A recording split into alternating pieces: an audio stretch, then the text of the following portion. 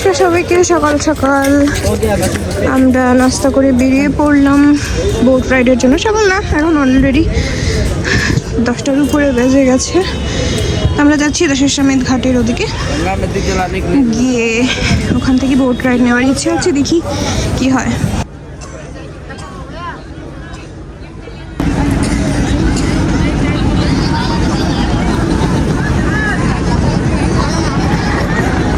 আমরা এখন 40টা ঘাট দেখার জন্য যাচ্ছি।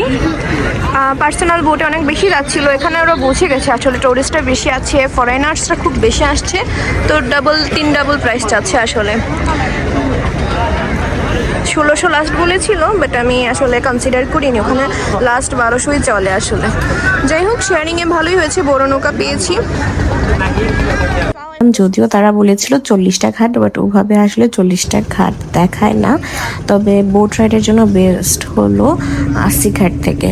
এটা আমি আগেও জানতাম, বাট 80 ঘাটটা এখান থেকে হেঁটে যেতে অনেকটা সময় লেগে যেতে পারে, আর গাড়িতে করে যদি যাই অনেকটা ঘুরিয়ে যেতে হবে, কারণ হচ্ছে ডিরেক্ট যে মানে রোডটা ওর দিকে কাজ চলছে। তো সব কিছু চিন্তা করে ভালো, ঠিক আছে দশাশ্বমেধ ঘাট থেকে উঠে যাই, আর 80 ঘাটে যাচ্ছি না। তো এই তো এখান থেকে শুরু হলো আমাদের বোট রাইডটা। 64 ঘাট।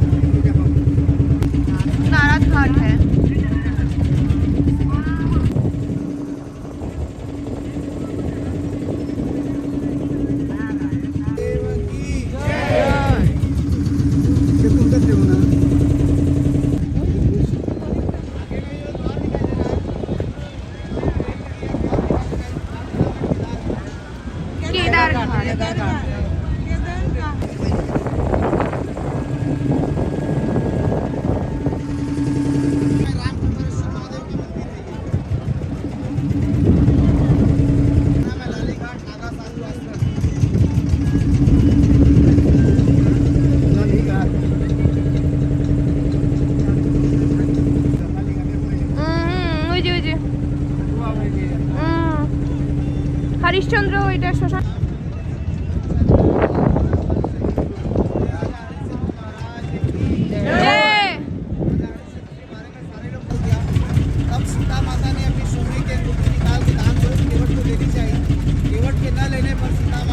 এদিকে অনেকগুলো ঘাট দেখার পরে গঙ্গার অপর পাশে বোটটা কিছুক্ষণের জন্য ব্রেক নেয় কারণ ওখানে অনেকে স্নান করবে গঙ্গাতে।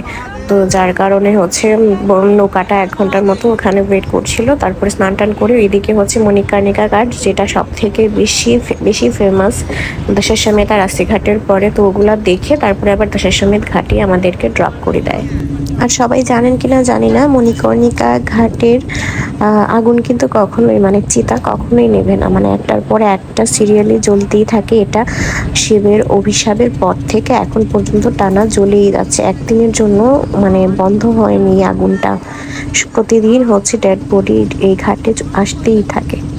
তবে এখানে একটা বিশেষত্ব আছে, এখানে কারো মানে দাহ কার্য যদি হয় তাহলে সে মোক্ষ লাভ করে, তার আর কখনো জন্ম হয় না। মানে জন্ম মৃত্যুর যে সাইকেলটা আছে সেটা থেকে সে মুক্তি পেয়ে যায় আত্মাটা। তো এটাও একটা আশীর্বাদ স্বরূপ এখানে। তারপরে হচ্ছে এখানে আমরা ঘাটে নামার পরে একটা বাঙালি রেস্টুরেন্ট খুঁজে বের করলাম, মানে মাই খুঁজে বের করলেন, হঠাৎ করে চোখে পড়লো। তারপরে আমরা লাঞ্চ করে আমরা এসেছি এখন বিড়লা মন্দিরে। এটা বানারস হিন্দু ইউনিভার্সিটির মধ্যেই পড়েছে, কাছাকাছি একদম। গদলিয়া চক থেকে আমরা সিএনজি একটা ভাড়া করে 4-5টা মন্দির দেখার জন্য, যেগুলো ফেমাস সেগুলো দেখার জন্য কোনো টাইম লিমিট নেই, মানে টাইম ডিউরেশন কোনো ফিক্স নেই। আপনাকে বলে 4-5টা মন্দির বা আরও যদি যেতে চান সেগুলো মন্দিরে আপনাদেরকে নিয়ে যান। 500 থেকে 700 টাকা হাইয়েস্ট রেট হচ্ছে এখানকার। তবে এখন হচ্ছে 1000, 1200, 1500 যে মানে ট্যুরিস্ট বেশি হয় যার কাছ থেকে যত নিতে পারে এরকমই চায়। তবে আমি যেহেতু একটু স্টাডি করে গিয়েছিলাম মানে এখানকার পরিবেশ বা কেমন কি ওইসব নিয়ে, তো আমি জানতাম ঠিকই। তো আমি ওইভাবে 1500 থেকে নামতে 500 না 600 দামি এরকমই করে 4-5টা মন্দির দেখার জন্য সিএনজি নিয়ে নিই। তারপরে এটাই হচ্ছে বিড়লা মন্দিরটা। আমরা বিড়লা মন্দির দর্শন করে ফেলেছি, এখন যাচ্ছি সংকটমোচন হনুমান মন্দিরে।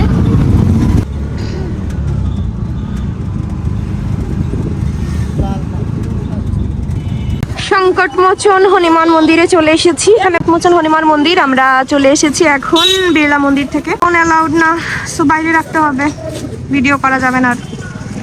হনুমান মন্দির দর্শন হয়ে গেল, এখন আমরা যাচ্ছি এখানকার ফেমাস দুর্গা কুণ্ড মন্দিরে। দুর্গা কুণ্ড মন্দির বলতে মানে বলে এখানে, যাচ্ছি ওখানে। আমরা এসেছি এখন দুর্গা মন্দিরে। আর আমি এখানে একটু সাইড করে নামালো, তো আমরা সেকেন্ড যে রাস্তাটা আছে ওদিকে ঢুকছি।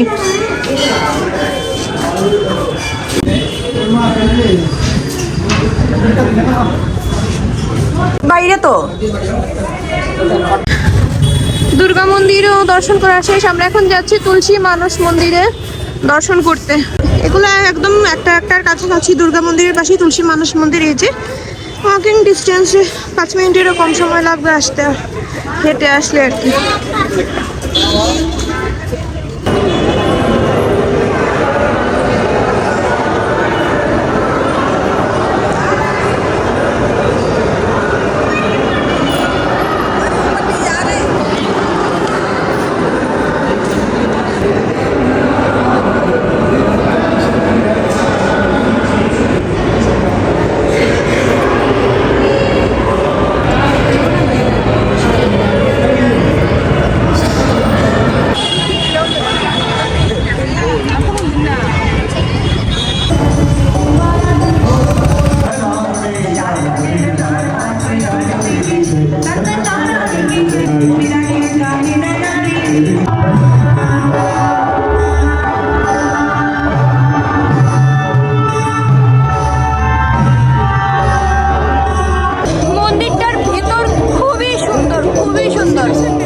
তো এটা ছিল ত্রিদেব মন্দির। ত্রিদেব মন্দিরের পরে আমরা আবার গদলিয়া চকে চলে আসি, আমাদের এখানে ড্রপ করে দেয়। তারপর এখান থেকে আমরা একটা মিষ্টির দোকানে ঢুকি। আমি মালাইও খাবো, মানে আমি মালাইও খুঁজছিলাম, এটা অনেক ফেমাস মালাইওটা। তো আমি এটা একদম খুঁজে খুঁজে বের করেছি, খেতে আমাকে হবে এরকম। এই মালাইওটা অ্যাকচুয়ালি দুধের ফোম, মুখে দিলেই একদম হাওয়াই মিঠের মতো মিলিয়ে যায়। This is it. এটা থেকে রাবড়ি অনেক বেটার। এটা ট্রেডিশনাল ফুড, সো ট্রাই করলাম। বাট এটা ভালো খেতে, হালকা মিষ্টি। যারা মাইল্ড সুগার বা মাইল্ড মিষ্টি পছন্দ করেন তাদের কাছে এটা ভালো লাগবে। বাট আমার কাছে রাবড়িটা বেশি ভালো লেগেছে এটা থেকে। বাট হচ্ছে এটা খাওয়ার পরে কিন্তু এটার দুধটা নিতে হয়, অনেকেই জানে না এবং দোকান থেকে ওনারা দেয় না।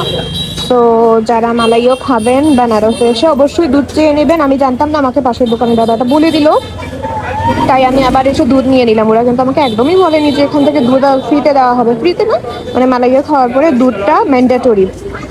সো যেই খাবেন মালাইও খাওয়ার পরে অবশ্যই দুধটা চেয়ে নেবেন। আমি আমার হোটেলের লোকেশনটা বলে দিচ্ছি। এটা হচ্ছে লাক্সা রোড, এটা হচ্ছে মেন রোডটা। এই দিক থেকে মেন রোডে সোজা আসতে হবে। হোটেল ডিভাইন আছে, হোটেল ডায়মন্ড প্যালেস আছে এখানে। একদম মাজদা সিনেমা পার্কিংয়ের অপোজিটে যে রাস্তাটা, লাক্সা রোড থেকে ঢুকেছে, লাক্সা নেই এটা, এখানে লাক্সা বলে।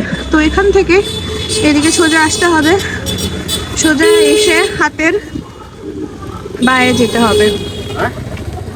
তো বায়ে আসলেই হচ্ছে 10 পা হাঁটলেই হচ্ছে আমাদের হোটেলটা। এই যে এখান থেকে দেখা যাচ্ছে, এই যে যেটা বলেছিলাম 10-15 কদম হাঁটলেই এখানে আমাদের হোটেলটা, হোটেল শুভ ইন। যথেষ্ট ভালো এখন পর্যন্ত পেয়েছি, বাদ বাকি পরে শেয়ার করছি। এই যে